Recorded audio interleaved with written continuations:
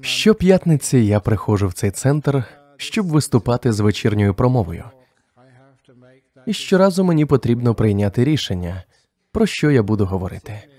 Сьогодні я вирішив поговорити на тему, як приймати рішення.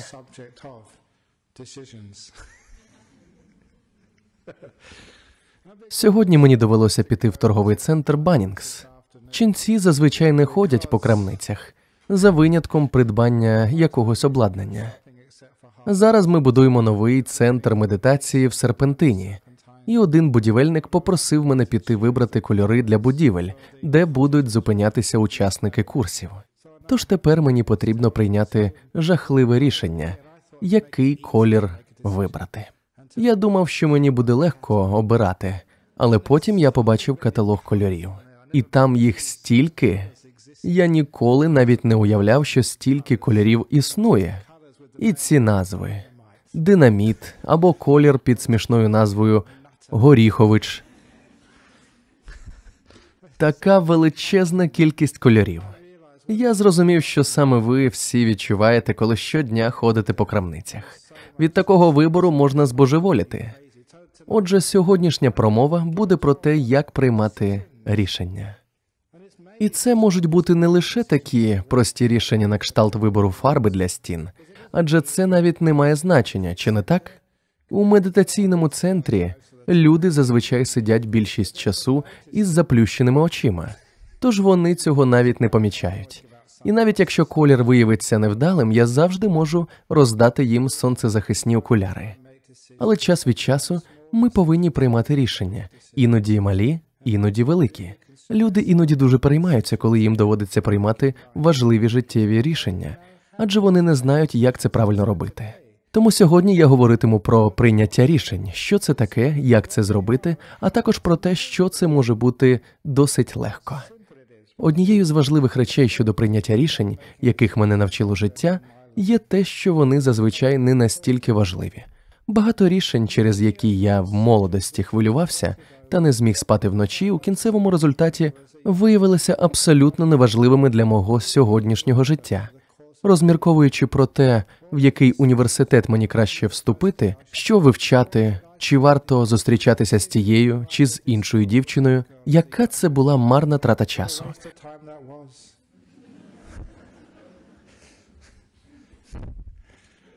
Якби я знав, що мене чекає в житті, мені б не довелося так багато переживати. Якби я знав, що стану монахом, то зовсім не переймався б такими речами. Це стосується і вас. Єдине, що ми знаємо, на 100% одного дня ми помремо. Тож який сенс турбуватися про прийняття якихось рішень? Я пам'ятаю одну важливу річ, якої я сьогодні навчаю багатьох людей.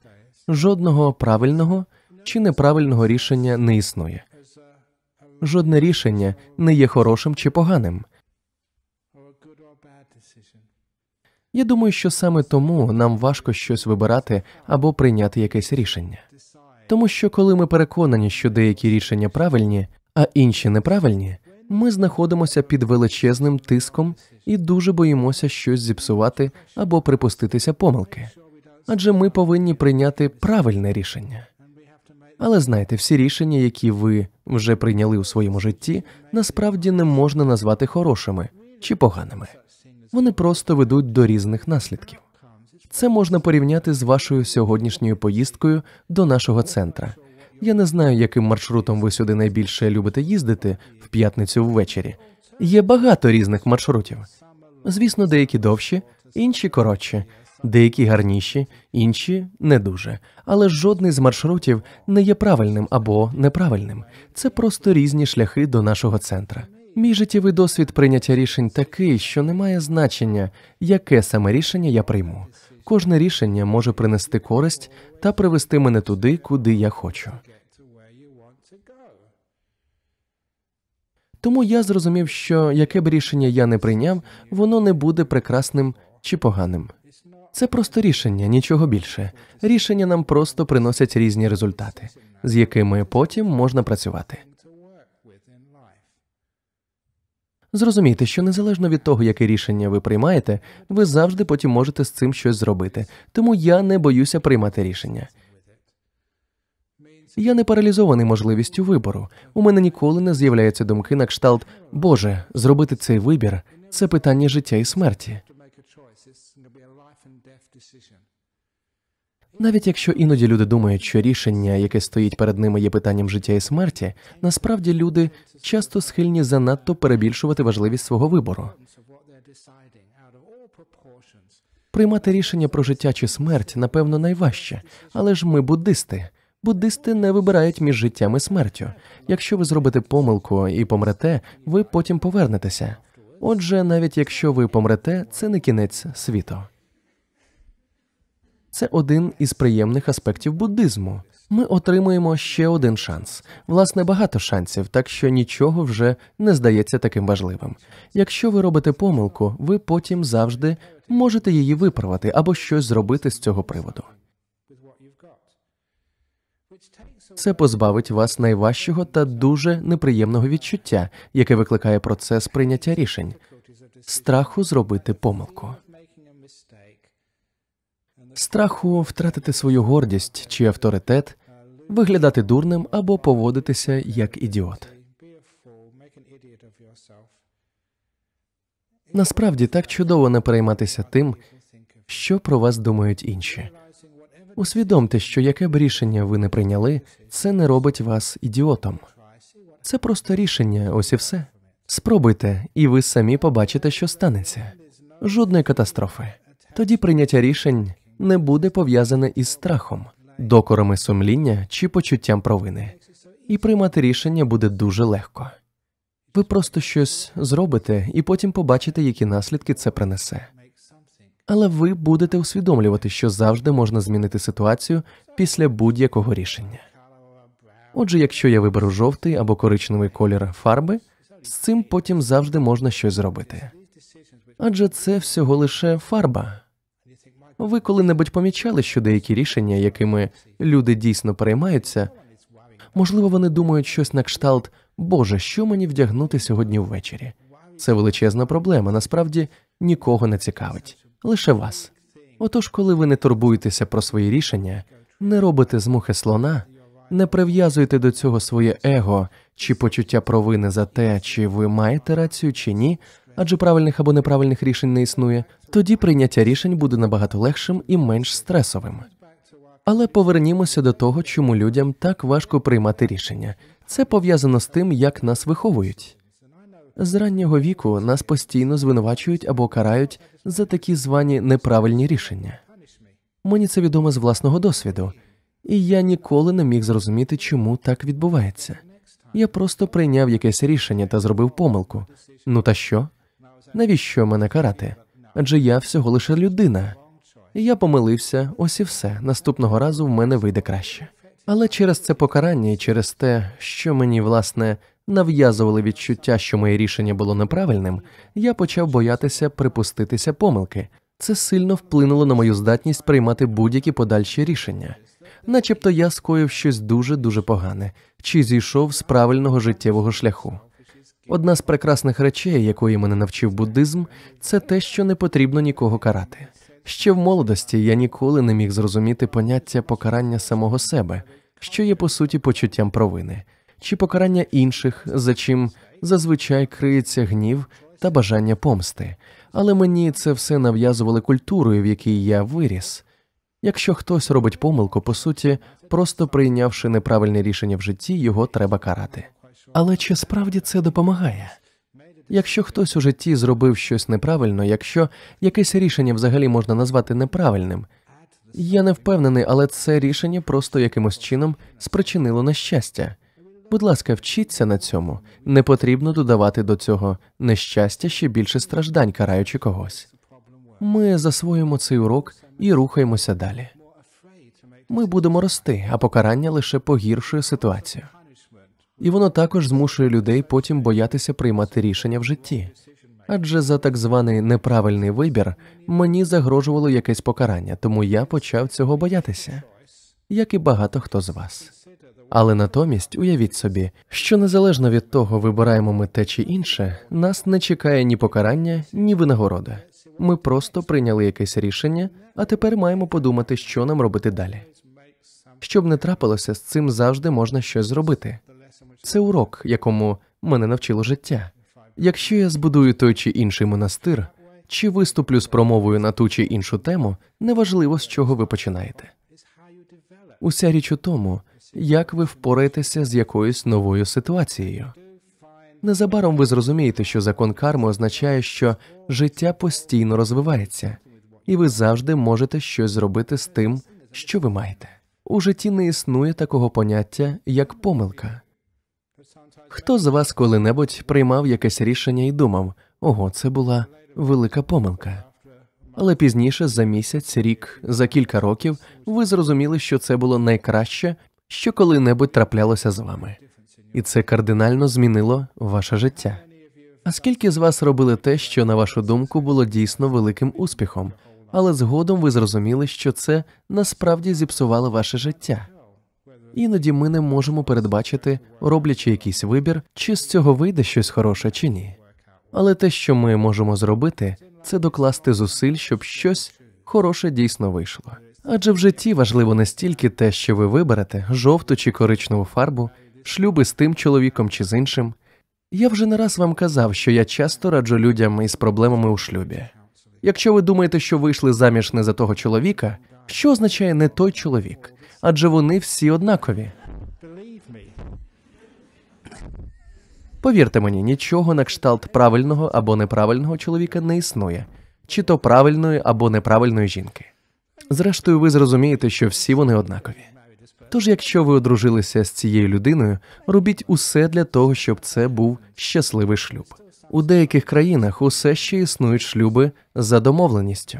Але найдивовижнішим є те, що, якщо не помиляюсь, статистика свідчить про те, що шлюби за домовленістю та шлюби за коханням мають однакову успішність. Отже, те, що людина обирає партнера самостійно, не означає, що такий шлюб має більше шансів на успіх. Якщо хтось інший вибере вашого чоловіка, у вас будуть такі ж шанси на успіх. Тому це схоже на удачу або лотерею. Так само, як вибирати номер. У кого буде такий самий номер, як у вас з цією людиною, ви й одружитеся та залишитеся з ним до кінця свого життя. Ви б пішли на це? Іноді нам усе ж таки доводиться приймати такі рішення, але в таких ситуаціях прийміть рішення швидко та навчіться жити із своїм вибором. Винесіть з цього користь. З вами вже, напевно, траплялося щось подібне, і ви з цим впоралися. Тож згодом ви виявите, що прийняття якогось рішення вас більше не лякає. Яким би шляхом ви не пішли, ліворуч чи праворуч, це ніколи не кінець світу. Це не так важливо. Це надасть вам різні можливості, різні життєві шляхи. Не можна сказати, що один шлях кращий за інший. Він просто інший, ось і все. Коли Будда радив, як приймати рішення, він говорив, що є 4 речі, які ви завжди маєте враховувати, перш ніж приймати рішення. Необхідно переконатися, що ви не дієте під впливом цих 4 речей. По-перше, не дійте під впливом власного бажання. Що я можу отримати з цього? По-друге, не дійте зі злої волі або помсти. У вівторок я читав лекцію в школі в Крайстчерчі. І там я сказав одне зі своїх улюблених прислів'їв. Немає підстав сердитися через що-небудь, і, безумовно, немає підстав для помсти. Якщо ви християнин, тому що це була християнська школа, якщо хтось зробив вам щось погане, скривдив вас, обдурив вас, погано до вас ставився чи зловживав вами, якщо ви християнин, Бог із цим розбереться. Не потрібно хвилюватися, залиште це Богові, і він розбереться. Якщо ви мусульманин, це справи Аллаха. Якщо ви єврей, то це робота Єгови. А якщо ви буддист, ми в Бога не віримо. Тож, як бути буддистом? Ми кажемо, мені не потрібно мститися, тому що карма все одно покарає того виродка.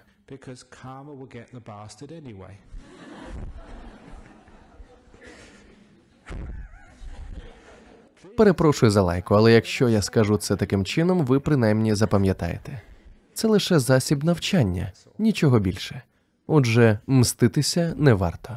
Тому обираємо шлях без злої волі, без помсти, адже ми нікому не бажаємо завдати шкоди. По-третє, не приймайте рішення через незнання, під впливом самообману. Це дуже важливо. Ми прагнемо бути відповідальними людьми і приймати відповідальні рішення. Вони впливають і на інших людей, і на нас самих. Існують різні шляхи, і ми хочемо обрати найкращий, хоча в кожному рішенні можна врешті-решт знайти щось хороше. Тому нам необхідно зібрати всю наявну інформацію, перш ніж прийняти якесь рішення. Отож, я говорив про особисту вигоду, про злу волю, про невігластво. І нарешті четверта умова – це те, про що я говорив лише декілька хвилин тому. Ніколи не приймайте рішення під впливом страху. І це найважливіша частина прийняття рішень, тому що дуже багато людей приймають рішення через страх, або вони відкладають якесь рішення через страх. У таких людей здебільшого страх покарання, тому що вони бояться, що можуть прийняти так зване погане рішення. Це паралізує багатьох людей. Коли я йшов до крамниці за каталогом з кольорами, я міг би подумати собі, я боюся, а що коли я виберу поганий колір? Що скажуть усі ті люди, які вклали стільки грошей у центр медитації, якщо я зіпсую його рожевою фарбою? Що вони про мене подумають? Але мені байдуже.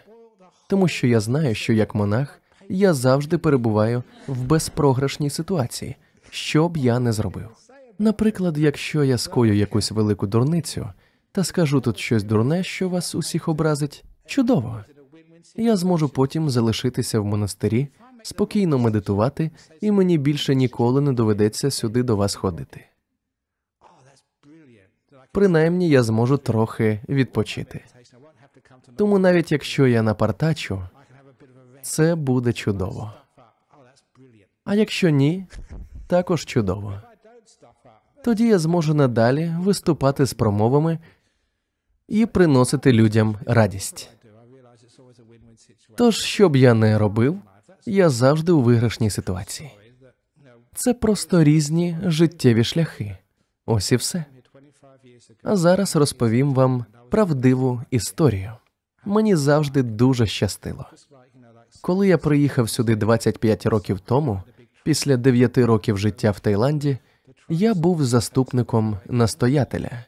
Я був схожий на тих велосипедистів, які їдуть у зчепленні за вантажівкою, захищені від вітру. Це був я.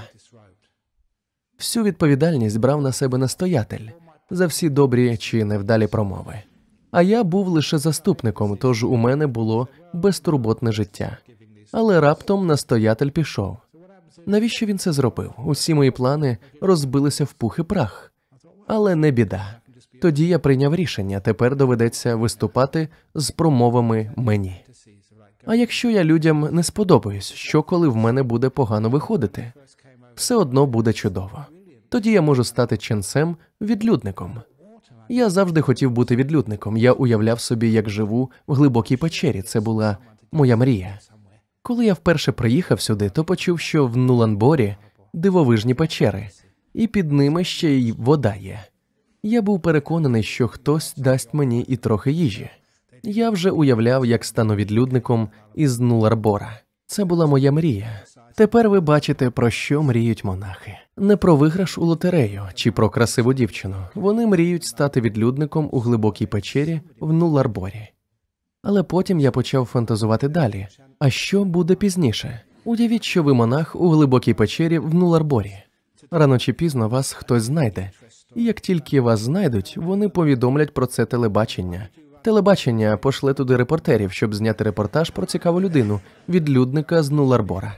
Вони питатимуть, чому ви втекли? Через нерозділене кохання? Через те, що ваш бізнес зазнав краху? Чи вам набрид весь світ через якусь іншу причину? Це тому, що команда Eagles постійно програвала? Тому ви стали відлюдником? Вони візьмуть у мене інтерв'ю для телебачення. І, звичайно, як тільки всі з телебачення дізнаються, що в Нуларборі є відлюдник, туди почнуть їздити туристи, які проїжджають через Нуларборську рівнину і поїдуть дивитися на відлюдника з Нуларбора. Тому що дуже рідко можна побачити відлюдника. І тоді цілі туристичні автобуси будуть їздити до мене. Незабаром вони встановлять туалети перед моєю печерою, а також сувенірну крамницю. А через деякий час там можна буде купити ляльок відлюдників із киваючою головою. Я стану туристичною пам'яткою. як і все інше. Ось що станеться з відлюдником з Нулларбора. Таким чином, як бачите, яке б рішення ви не прийняли, це не має значення. Так буває у світі. Тому я зрозумів, що неважливо, яке рішення я прийму, навчати чи ні. Якщо ви викладаєте і вас добре сприймають, це прекрасно. Якщо ні, також чудово. У цьому разі ви вже не будете боятися виступати з промовами. Кажуть, одна з найстрашніших речей – це публічні виступи, але я від них отримую насолоду. Тому що я абсолютно спокійний. Вам подобається? Чудово. Не подобається? Чудово. У нас все одно забагато людей в цьому залі. Тож, чим більше людей я ображу та змушу піти, тим краще. І це підводить мене до сьогоднішнього жарту про те, як приймати рішення. Насправді, це два жарти в одному. Я їх об'єднав. Прийняття поганого рішення – друга частина. 3 хлопців заблукали в пустелі. Вони блукали там уже декілька днів. Один з них був француз, один австралієць і один англієць. Я англієць, тому глузувати будемо переважно з англійця. Я можу собі це дозволити як англієць. Отож, австралієць, француз і англієць губляться в пустелі та довго там блукають. Вони не можуть знайти вихід. Раптом вони бачать ескімоса, який приїжджає на санях з хаскі. Вони підходять до нього та з великим полегшенням кажуть йому: «Слава Богу, ескімос! Ми заблукали і не знаємо, як звідси вибратися». А ескімос їм каже: «Хо-хо, то ви думаєте, що це ви заблукали?»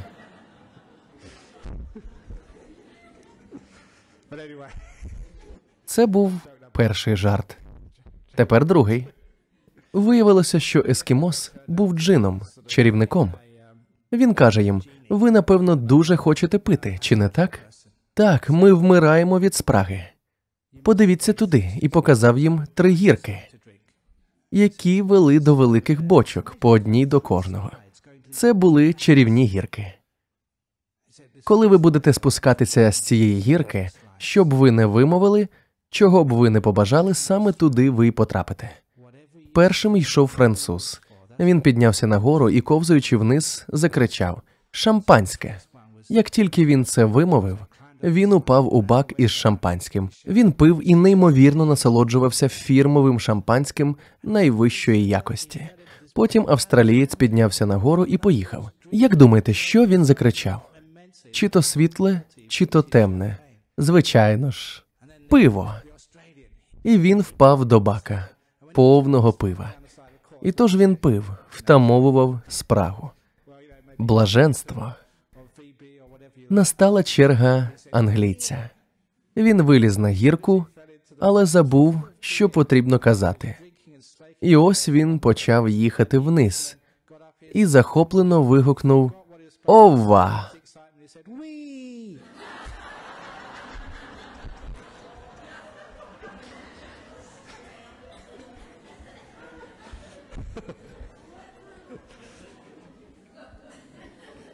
Але завжди можна отримати щось хороше із своїх рішень, якими б вони не були. Однак повернімося до більш серйозної частини нашої розмови про те, як приймати рішення. Якщо ми боїмося наслідків своїх рішень, нас паралізує страх, і це заважає нам приймати правильні рішення. І зараз я говорю серйозно, адже іноді люди, наприклад, мають зробити вибір щодо лікування раку, і їм необхідно прийняти рішення щодо своїх подальших дій. Але як варто приймати таке рішення? По-перше, дізнайтеся якомога більше інформації, щоб не діяти з незнання. Також переконайтеся, що йдеться не лише про вашу особисту зацікавленість. Наприклад, деякі люди з раком, які вже перебувають на пізній стадії, та котрим не допомагають жодні традиційні методи, добровільно беруть участь в експериментальному лікуванні. Не стільки для себе, скільки для інших людей. Отож вони роблять це не для власної вигоди, а для інших. Мені дуже подобається така поведінка. Декілька тижнів тому мені розповіли про кілька випадків цькування на робочому місці. Мене запитали, що робити, коли таке відбувається. Я відповів, що їм треба вирішити, повідомити про це керівництво чи звільнитися. Вирішити протистояти тій людині або дозволити їй таке ставлення. Але потрібно зробити вибір. Але який саме? Я сказав, що одна з чудових переваг повідомлення про цькування на робочому місці полягає в тому, що ви робите це не лише для себе, не лише для власної вигоди. Така людина, яка зловживає іншими працівниками в офісі чи на робочому місці, зазвичай ображає не тільки вас, але й когось іншого. Це його погана звичка, некоректне ставлення до колег. У такому випадку я радив повідомити про це керівництво. Не заради себе, але заради інших. Такий вчинок буде не тільки для власної вигоди. Ви таким чином виявляєте співчуття до інших людей, які працюють з вами, а також до того, хто хуліганить. Адже іноді він навіть не усвідомлює, що робить. Це погіршує його карму, і це також погано для компанії. Якщо діяти правильно, ця конфронтація іноді може призвести до певної допомоги хулігану, і він усвідомить, що саме він робить, та знайде спосіб припинити таку поведінку. Принаймні він покращить своє поводження на робочому місці, усвідомивши, що воно спричиняло проблеми. Тож ви приймаєте це рішення не лише для себе, але й для своїх колег, зі співчуття до них. Тому іноді ваші рішення приносять користь не тільки вам, але й можуть допомогти багатьом іншим людям. Ви приймаєте їх не лише для власного блага. Коли я пояснюю це таким чином, то набагато легше піти і повідомити про цькування. Ви це вже самі зрозуміли. Якби це було тільки заради вас, то таке рішення важко обґрунтувати. Але якщо це робиться заради інших людей, ви берете до уваги інших людей, не лише себе, але й своїх колег. Чи, наприклад, членів вашої родини, ваших дітей, які страждають через ваш робочий стрес. Тоді це рішення є очевидним, і його легко прийняти. Воно принесе користь і вам, і вашому оточенню. Крім того, ви не будете діяти зі злої волі, тому що ця людина заподіяла вам біль, і ви хочете йому помститися.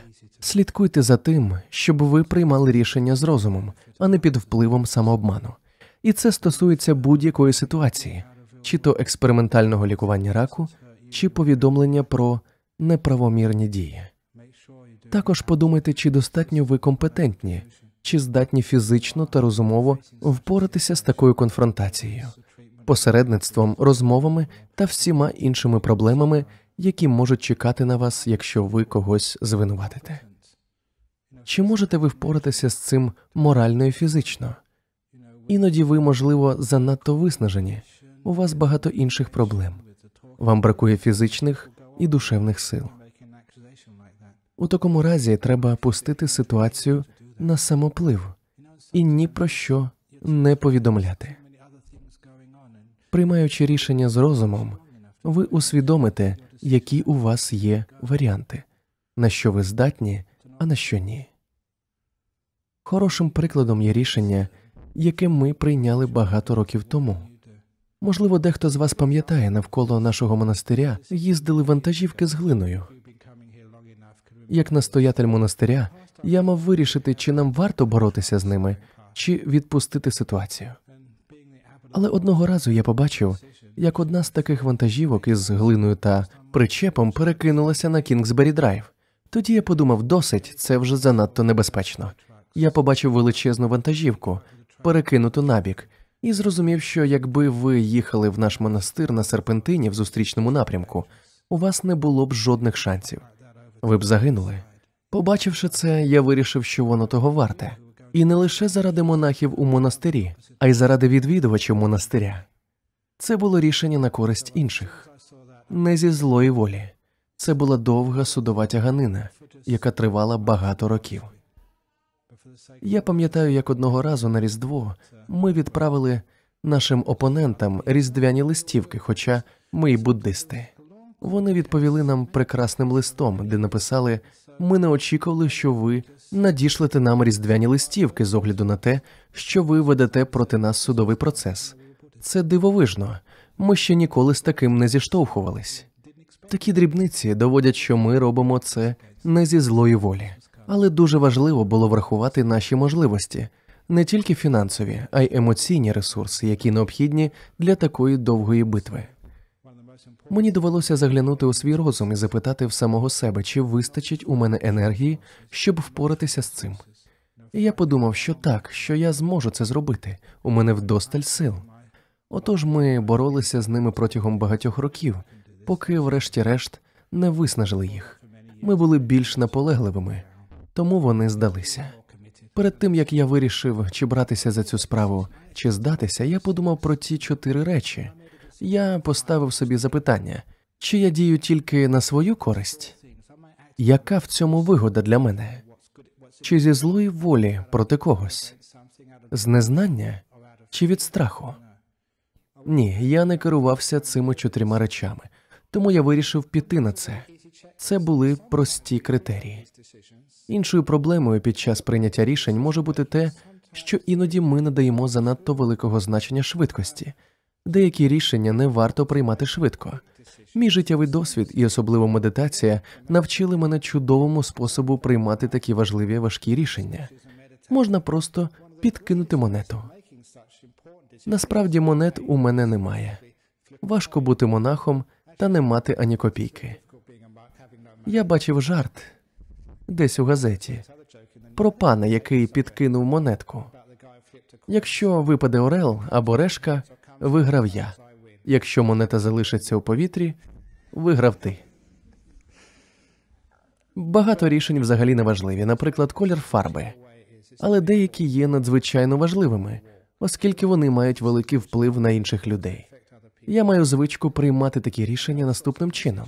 Спочатку я вивчаю всю наявну інформацію і обговорюю її з іншими монахами. Вони щось на кшталт моїх муз, моїх наставників. Зібравши якомога більше інформації, я зберігаю її у своїй голові. І чекаю. Це чудовий спосіб приймати рішення. Навчитися чекати. Не поспішати з рішенням. Не хвилюватися з цього приводу. Не думати про нього занадто багато. Адже, переваривши всю інформацію, ви в змозі надати розуму спокій. На день-два про це забути. І дуже часто рішення потім само прийде до вас. І зазвичай це геніальні рішення. Ніби ваша підсвідомість сама приймає ці рішення. Найкращі рішення приходять, коли ви не турбуєтеся про них. Я знаю класичний приклад. Одна наша давня учасниця, вона рік тому померла, але кілька років тому вона приїхала на мій курс медитації. Вона тоді працювала керівником у соціальних службах і несла велику відповідальність. Вона приїхала на 9-денний курс медитації, який зазвичай починається близько 7-ї вечора. Пригадую, що вона прийшла десь о 8:45. Вона працювала в офісі, їй треба було щось зробити, і вона не могла раніше піти з роботи. Думаю, вона навіть не вечеряла. Вона приїхала прямо з офісу до центру медитації в Північному Перті. Вона була дуже втомлена, тому я порадив їй відпочити кілька днів, перш ніж вона почне медитувати. Через кілька днів на особистій співбесіді вона сказала, що приїхала на курс прямо з офісу. Вона повинна була вирішити багато важливих проблем і закінчила працювати дуже пізно. Але вона була мудрою і багато разів чула, чому ми тут навчаємо. Приїхавши до нашого центру, вона викинула всі свої проблеми з голови на декілька днів. Вона вже володіла всією інформацією, просто не встигла її обробити. Знадобилося лише 3 дні спокою та медитації, і раптом їй почали спадати на думку різноманітні рішення. Та жінка сказала мені, що просто почала чути всі ті ідеї у своєму розумі, та зовсім не знала, звідки вони беруться. Вона сказала мені, нічого собі, це справді чудові ідеї. Вона була дуже вражена цими рішеннями, які прийшли до неї самі по собі. Вона сказала, щойно я повернуся додому, я реалізую ці ідеї. Вони такі інноваційні, я вже уявляю собі, що з них вийде. Вона також сказала, що сама б ніколи такого не придумала. Це був процес прийняття рішень, який відбувся шляхом збору всієї інформації та очікування. Вона почекала, поки її мозок, її розум усе опрацюють, і рішення самі з'являться. У мене з цим багато досвіду. Я сам так приймав рішення багато разів. Коли до мене підходить жінка і каже, «Слухайте, я вагітна і обмірковую аборт. Що мені робити?» Іноді люди стикаються з такими важкими рішеннями. Я раджу їм насамперед не боятися. Яке б рішення ви не прийняли, в буддизмі вас ніколи не відлучать від церкви. Вас завжди любитимуть та поважатимуть. Тому, будь ласка, не бійтеся. По-друге, зібрати всю інформацію, якомога більше інформації про ситуацію. Чи є можливість самостійно піклуватися про дитину, чи віддати її на усиновлення? Що про це думає ваша сім'я чи друзі? Чи здатні ви самі піклуватися про дитину? Проаналізуйте якомога більше інформації, а потім найголовніше – забудьте про це на день-два. Це зробити найважче. Викинути це з голови. Якщо ви зможете це зробити, результат буде неймовірним. Не переймайтеся цим декілька днів, і різні рішення просто самі з'являться. Інноваційні рішення – геніальні рішення. Ви придумаєте нові шляхи розв'язання вашої проблеми. Такі чудові ідеї з'являються тільки тоді, коли ви перестаєте постійно думати про проблему. Це одна з причин, чому люди, які тренують свій розум за допомогою медитації, які здатні відсторонитися від ситуацій, які ми вважаємо питанням життя чи смерті, які вміють на деякий час відкласти справи, дуже часто приймають чудові рішення, дуже ефективні та позитивні. Іноді буває, що коли ми про щось постійно думаємо, нас це повністю поглинає, і ми не в змозі побачити всю картину. Тут доречне старе порівняння, але краще його показати. Я простягаю руку перед обличчям і питаю, наскільки велика моя рука? Моя рука настільки велика, що я зараз, крім неї, нічого більше не бачу. Чи винна в цьому рука? У цьому проблема? Ні, рука просто занадто близько. Якщо я опущу руку туди, де їй місце, вона залишиться такого ж розміру, але я побачу вас усіх і також свою руку. У цьому і полягає проблема.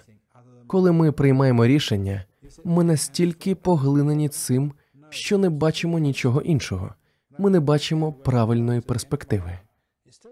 Ми повинні навчитися викидати проблему з голови, бути спокійними, відкласти справи в сторону, відпочивати, розслаблятися, припинити на кілька днів думати про це рішення.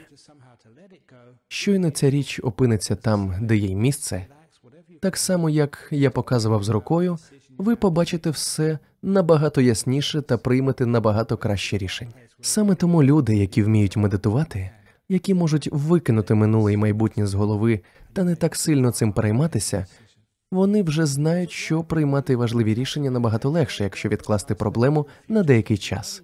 Просто відсуньте цю проблему на другий план. Переважній кількості людей зазвичай потрібно всього кілька днів. 2-3 дні, і рішення починають з'являтися, і вони відразу знають, що робити. У своїй книжці «Відчиняємо брами свого серця» я описав, що це як опинитися на роздоріжжі життя. Адже рішення – це щось на кшталт роздоріжжя. Що мені робити? Одружитися? Стати черницею? Виїхати за кордон? Убити себе? Не знаю, що ще. Але щоб це не було, зупиніться на мить. Зберіть всю інформацію. Так само, як коли ви підходите до роздоріжжя, ви зупиняєтесь. Не потрібно повертати ні вліво, ні вправо, ні на північ, ні на південь. Сядьте і чекайте автобус. Адже на роздоріжжях зазвичай зупиняються автобуси. У переважній кількості автобусів пункт призначення вказано на передній частині. Якщо там написано місце, куди ви хочете поїхати, то сідайте в цей автобус. Якщо ви не хочете туди їхати, не сідайте, тому що позаду завжди їде інший автобус. Це означає, що коли треба прийняти рішення, почекайте, навчіться його відкладати на деякий час. Не потрібно мчати на північ, чи на південь, чи на схід, чи на захід. Залишайтеся спокійними і чекайте на рішення. Воно і справді з'явиться. Це чудовий спосіб приймати рішення. Ви помітите, що рішення, які ви приймаєте таким чином, або які самі до вас приходять, будуть набагато успішнішими у вашому житті. Коли ви навчитеся приймати рішення таким чином, у вас буде набагато менше стресу в житті. Ми всі повинні час від часу приймати рішення. Ви помітите, що рішення, які ви приймаєте таким чином, або які самі до вас приходять, будуть набагато успішнішими у вашому житті. Коли ви навчитеся приймати рішення таким чином, у вас буде набагато менше стресу в житті. Ми всі повинні час від часу приймати рішення, але іноді ми не знаємо, як це зробити. І через те, що ми не вміємо робити вибір, ми втрачаємо сон, ми перебуваємо у стресі, у нас виникають захворювання, спричинені стресом. Як монах мені доводиться приймати багато рішень. Іноді люди підходять до мене і запитують про ситуації, що загрожують життю. Багато жінок запитують мене, чи варто робити аборт. Іноді мене запитують, чи варто мені вчинити самогубство. І ось ви опиняєтесь у ситуації, коли ви стоїте віч-навіч з людиною, чиє життя у ваших руках, і вона просить у вас поради. Іноді це лякає. А якщо я прийму неправильне рішення? Але сьогодні я вже не думаю, що є якісь неправильні рішення. Неважливо, який вибір я зроблю. Якщо я роблю це безкорисливо, без злої волі, якщо я володію якомога більшою інформацією та не боюся. Такі рішення завжди хороші, що б не трапилося. Проблема не в тому, що відбувається в житті, а в тому, як це відбувається. Різні життєві події, такі як смерть, хвороби, зцілення, одужання, багатство або банкрутство, або навіть те, коли ви стаєте ченцем або монахом. Для мене це не так важливо. Важливо те, як хтось стає монахом чи черницею, як ви одружуєтеся, як ви багатієте, як ви живете з раком, як ви живете або помираєте. На мою думку, у житті важливо саме як, а не що. Неважливо, що ви зіштовхнулися з абортом, самогубством, успіхом чи багатством. Важливо, як цього всього було досягнуто та яким чином ви з цим впораєтеся. Нещодавно в Крайстчерчі мене запитали, чи погано бути багатим, якщо я буддист? Чи не повинен я бути бідним та позбутися матеріальних втіх? Моя відповідь була демонстрацією того, про що я зараз говорю. У багатстві немає нічого поганого, якщо ви здобули його правильним способом і правильно ним користуєтеся. Багатство, само собою, не є злом. Те, як ви його отримали, та як використовуєте, може бути поганим чи хорошим. Завжди важливо не що, а як. Те ж саме стосується бідності. Бути бідним – це не добре і не погано. Річ у тому, як ви бідні. Я сам бідний. Нещодавно я був у міграційному відділенні, тому що ми спонсоруємо одного монаха на отримання постійного місця проживання. Але його запит було відхилено. Знаєте чому? Тому що ми йому мало платимо. Боже мій. Адже, виявляється, є прописана законом заробітня плата. Якщо хтось хоче отримати візу для релігійних цілей і не задовольняє цю умову, вони отримують відмову. Тому нам з цим доведеться боротися. І такі речі нам доводиться робити. Влада не знає, що монахи та черниці бідні, але ми маємо бути бідними. Нам це подобається. Я боротимуся за своє право бути бідним.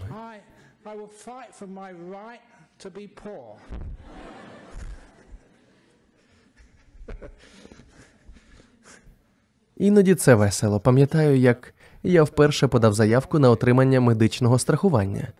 Я малозабезпечений і не можу собі дозволити самому платити за страхування. А без страхування я мусив би оплачувати всі медичні рахунки з власної кишені. Вони надіслали мені тоді з медичної страхової компанії листа. Чи не могли б ви, будь ласка, пояснити нам, як ви живете взагалі без грошей? Адже мені потрібно було заповнити всілякі бланки, а в них питалося: ваш трудовий прибуток – 0. Ваш прибуток від інвестицій – 0. Ваш прибуток від здачі майна в оренду – 0. Ваші заощадження – 0. На всі питання була відповідь 0. Легко потім порахувати, який ваш щомісячний прибуток – 0. Перше знайомство соціальних працівників з ченцями їх добряче спантеличило. Тому мені дуже весело бути бідним. Проблема не в тому, що ти бідний, а в тому, як ти бідний.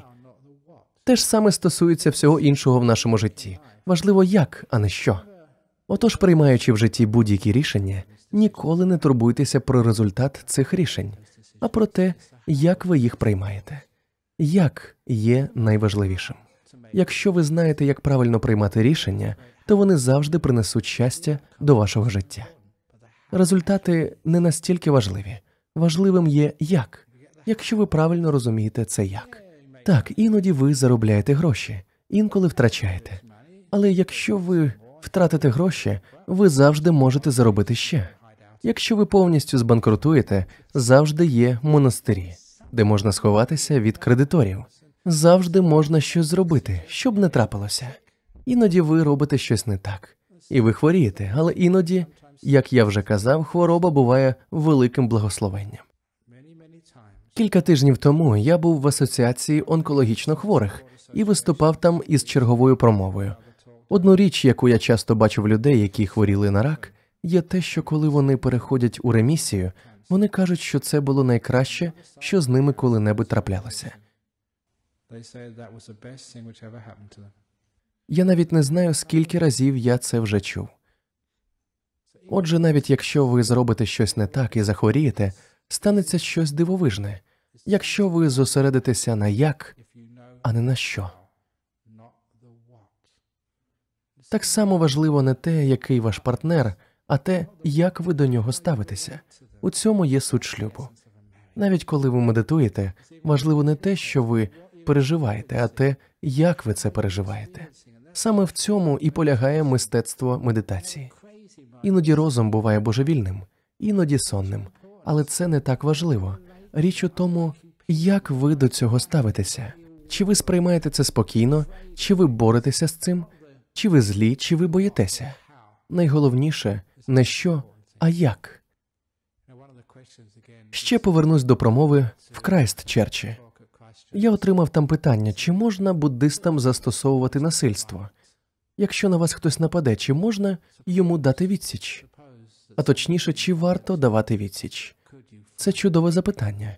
Це одна з причин, чому я люблю відвідувати школи. Це тому, що у дітей вистачає мужності ставити складні запитання. Від вас я отримую складні запитання дуже рідко. У вас бракує бунтарства.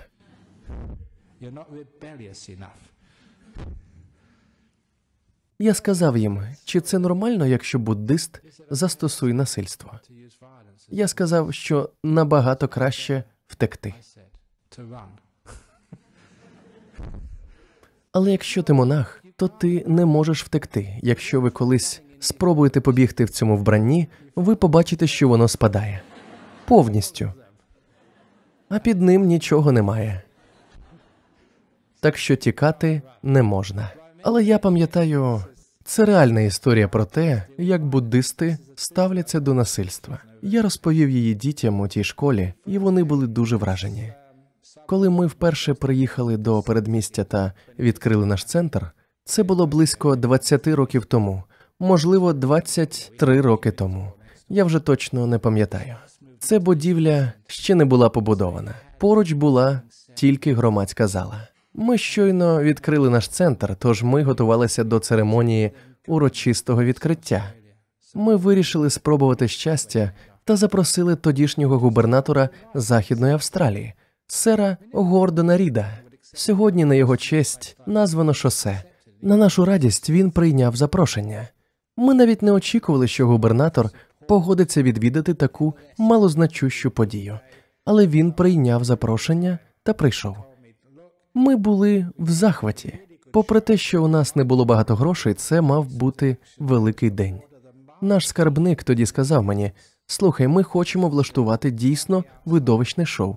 Моя робота, моя маленька допомога полягала в тому, щоб замовити вуличний намет і стільці для нас і всіх гостей.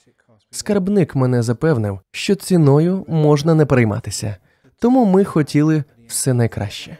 Я телефонував у найкращі прокатні компанії в Перті, поки не знайшов одну в Коттесло, яка орендувала намети. Я сказав їм, слухайте, у нас буде губернатор, і ми хочемо влаштувати серйозне шоу. Буддисти приїхали до міста і хочуть як слід відсвяткувати. Ми не хочемо нічого звичайного, ми хочемо справити враження. Тож не могли б ви знайти для нас дуже гарний намет і якісь якісні стільці? До нас приїде губернатор штату.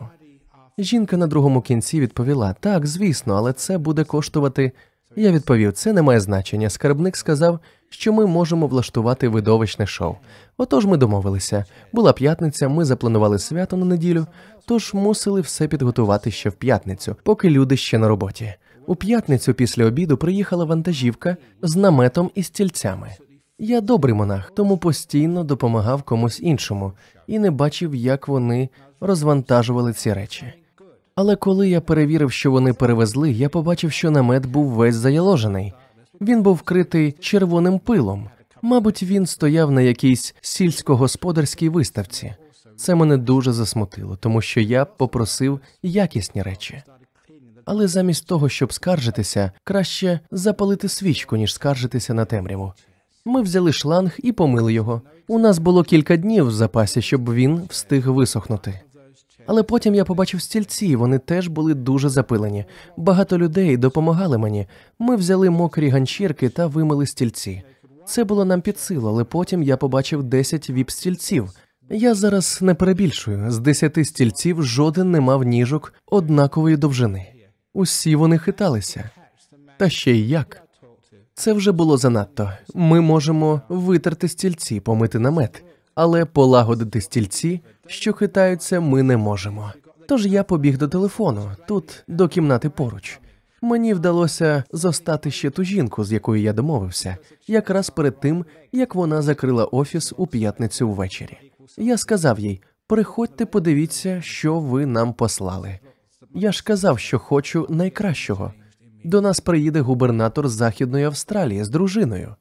Ми не можемо всадити їх на стільці, які хитаються. Та жінка попросила вибачення і сказала, що, напевно, сталася якась помилка, та стільці негайно замінять. Тож я їй подякував. Але сталося ось що. Працівники вже виїхали на вихідні. Вони вже були в пабі і випивали. Коли до них підійшла їхня начальниця та сказала їм: буддистам потрібні нові стільці. Повертайтеся до роботи. Можете собі уявити, що вони відчували. Цього разу я чекав їх прямо перед будинком. Вантажівка повернула за ріг і була на півдорозі по вулиці Нансон, приблизно за 200 метрів до будівлі, і на півдорозі якийсь чоловік вискочив з вантажівки. Вона їхала зі швидкістю близько 20-30 км на годину. Той хлопець вискочив і зі стиснутим кулаком побіг до нас. «Хто тут головний? Покажіть мені того, хто тут керує!»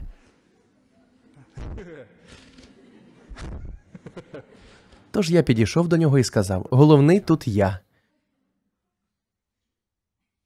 Очі в нього були червоні, як у монстрів в буддійських джатаках. І від нього тягнуло пивом.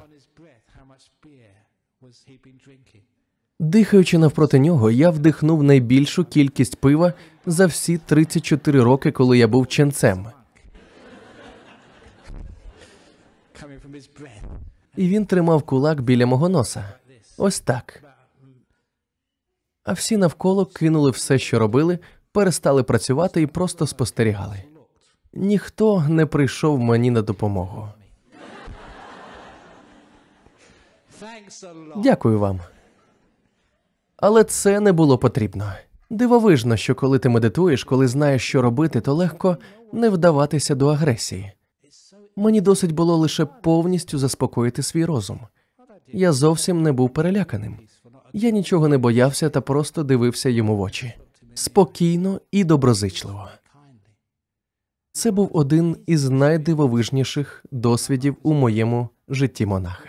Він тримав кулак біля мого носа, дихав на мене алкоголем, очі в нього були червоні. Але нічого більше він зробити не міг. Оскільки я не реагував звичним чином, його мозок начебто розплавився. Справді, він зовсім не знав, що робити далі. І в цей момент він був повністю під моїм контролем. Він навіть не міг нікуди відійти. Це неймовірний досвід когось таким чином утримувати. Тільки завдяки тому, що я був спокійний, що я був люб'язний, і він зовсім розгубився. Це тривало, можливо, 3-4 хвилини. Не кілька секунд, а досить довгий час. Тим часом вантажівка припаркувалася, і хтось інший, напевно, лідер їхньої команди, вийшов, підійшов до нас, поклав руку цьому хлопцю на плече та сказав: «Ну ж бо, ходімо, розвантажимо стільці». А я сказав: «Так, я вам допоможу». Потім разом ми розвантажили ті стільці. Ось як буддист справляється з насильством. Коли ви не боїтеся, коли ви добрі, коли вмієте повністю заспокоювати свій розум, ви невразливі. Ніхто не зможе вас вдарити чи завдати вам шкоди. У вас є дивовижна сила вибору з величезної кількості варіантів, якщо ви просто трохи потренуєте свій розум. Отже, іноді вам потрібно вибрати, мені варто тікати чи битися. Зупиніться на мить. Може існувати і третій варіант, про який ви ще не думали. Якщо ви будете абсолютно спокійні, то рішення з'явиться саме собою. Ви відкриєте для себе нові способи, як поводитися. Важливо не що, а як. Завдяки тому, що я був спокійним, що я був добрим, лагідним, ось це як насправді врятувало мене.